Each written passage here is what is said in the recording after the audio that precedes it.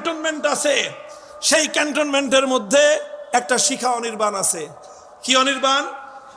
অর্থাৎ আগুন জ্বলছে তো জ্বলছে, জ্বলছে তো জ্বলছে, সেই যে জ্বালাইছে আর কোনোদিনই আগুন নিভে না। সেই আগুনের সামনে গিয়ে 16ই ডিসেম্বর, 26শে মার্চ, 21শে ফেব্রুয়ারি সহ প্রত্যেকটি জাতীয় দিবসের সময় সেই আগুনকে গিয়ে সম্মান জানাতে হয়, স্যালুট দিতে হয়। রাষ্ট্রীয় কোনো অতিথি আসলে, বিদেশ থেকে কোন সেনাপ্রধান বা উচ্চপদস্থ সেনা কর্মকর্তারা বাংলাদেশে আসলে বাংলাদেশের মুসলমানের সন্তান সেনাপ্রধান সহ সেখানে গিয়ে অগ্নি পূজারীদের মতো আগুনের সামনে গিয়ে নীরবতা পালন করতে হয়, যেটা স্পষ্ট শিরকি সংস্কৃতি, যেটা স্পষ্ট শিরক।